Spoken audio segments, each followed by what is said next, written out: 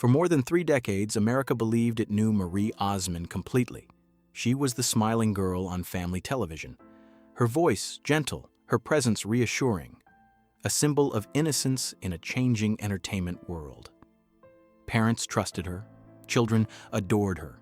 She represented something safe, something untouched. But what the public saw was only one carefully maintained version of her life. Offstage, away from cameras and applause, Marie lived another reality entirely, one without permission to slow down, struggle, or fall apart. From a very young age, she learned that her value was tied to how well she performed happiness. The smile became a reflex, not an emotion. While the audience believed they were watching someone untouched by hardship, Marie was quietly carrying exhaustion, fear, and loneliness. She wasn't pretending to deceive anyone. She was surviving in the only way she knew how, by staying silent and staying strong. A childhood without choice. Marie Osmond's understanding of endurance began almost as soon as she could walk. At an age when most children are discovering play and comfort, she was introduced to studio lights, rehearsals, and expectations far beyond her years. As the only daughter in a large, disciplined household built around music and performance, she didn't grow up learning who she was. She grew up learning what was required of her. Talent was not optional, it was duty. Childhood freedom was replaced by schedules, practice, and responsibility. Mistakes were not learning moments, but disappointments. When Marie wanted to play or rest, the answer was simple and consistent: work came first. Over time, she learned that her own needs mattered less than the role she fulfilled. The world praised her obedience and charm, never noticing the cost. Slowly, quietly, Marie began to disappear behind the expectations placed on her before she ever had a chance to choose. The silence that shaped her. As Marie grew, silence became more than a habit. It became a survival skill. She learned early that speaking up didn't always lead to protection and that keeping quiet was often rewarded. Experiences that confused and frightened her as a child were buried deeply, not because they were forgotten, but because acknowledging them felt impossible. Shame settled in places she couldn't name, shaping how she viewed herself and her body. Outwardly, she remained polite, composed, and endlessly grateful. Inwardly, she learned to detach from her feelings, treating emotions as inconveniences that needed to be managed. The public saw a well-behaved, joyful young girl. Marie felt like someone carefully maintaining a performance. Silence taught her that love was conditional and approval fragile. Those early lessons didn't fade with time. They followed her into adulthood, quietly influencing how she loved, worked, and judged herself long after childhood was supposed to be over. Fame and the cost of perfection. Teenage years that should have been filled with discovery instead became a new level of pressure. As the Donny Marie Show rose to cultural prominence, Marie was elevated as America's ideal, pure, cheerful, and endlessly agreeable. Behind the scenes, expectations hardened into rules, measurements, and relentless scrutiny. She was no longer asked to be perfect emotionally. Now she had to be perfect physically too. Numbers replaced well-being, control replaced care. Despite being physically small, she was told she wasn't enough, that entire livelihoods depended on her appearance. Fear took root, not of failure, but of being replaced. Her relationship with food became strained, not from vanity, but from desperation to regain control in a life where choices had always been made for her. While audiences saw confidence and success, Marie felt fragile and unseen, performing flawlessly while slowly losing connection to herself. Romantic relationships entered Marie's life not as refuge, but as reflections of her exhaustion. Each connection carried hope, yet none offered the safety she had never learned to ask for. Love often felt like something to maintain rather than experience, a balance of giving, adjusting, and holding on. She cared deeply, but care alone could not heal wounds shaped by years of silence and pressure. Over time, these relationships faded not through drama, but through emotional depletion. Meanwhile, her public image only grew stronger. Success followed her, but it brought no rest.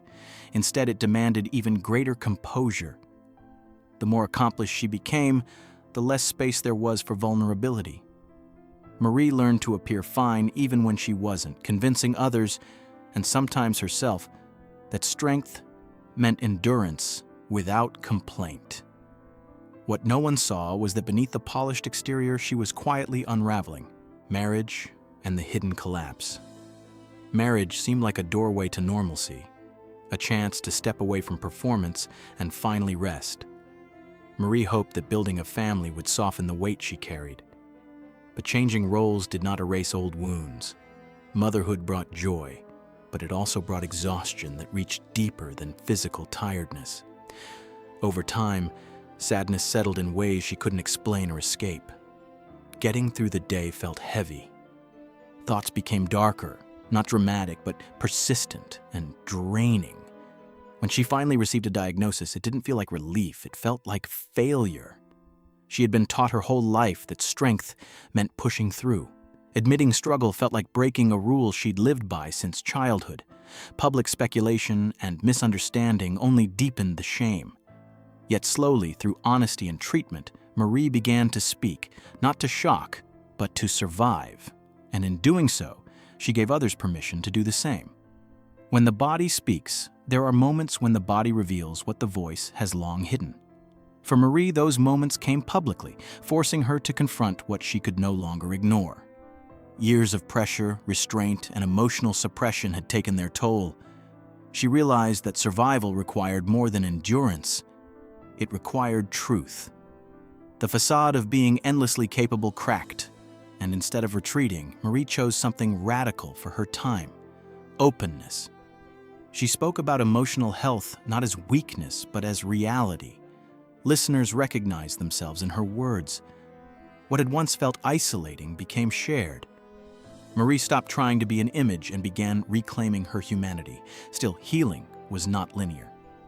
Just as she found her footing, life delivered a loss that no preparation could soften, a grief that reshaped everything and stripped away any remaining illusion that silence could protect her or anyone she loved. A loss that changed everything. The loss of her son marked a dividing line in Marie Osmond's life before and after. No spotlight could shield her from that pain, and no performance could distract from it. Grief arrived without negotiation, dismantling every coping mechanism she had relied on for decades. This time, there was no option to hide behind professionalism or composure. The loss forced Marie to confront the reality that silence does not spare anyone. It only delays connection. In honoring her son's memory, she became more vocal about the importance of listening, of asking difficult questions, and of recognizing emotional pain before it becomes overwhelming. She spoke not as an expert, but as a mother who understood the cost of unspoken suffering. This chapter of her life was not about recovery in the traditional sense. It was about learning how to live honestly alongside pain without letting it erase what remained. The legacy of truth. Marie Osmond's legacy is not perfection, it is honesty. She showed that strength is not found in never breaking, but in choosing to stay present after life breaks you. Her story reminds us that public smiles rarely tell the whole truth, and that silence often carries a heavier cost than vulnerability. By speaking openly, she helped others feel less alone in their struggles, less ashamed of their pain. She didn't change the world through spectacle, but through consistency and courage. Today, Marie no longer needs to be discovered. She has revealed herself fully, not as an icon of innocence, but as a whole human being who endured, spoke, loved, and stayed. And in doing so, she offered something rare: permission to live imperfectly, honestly, and still believe that life, even when heavy, is worth continuing.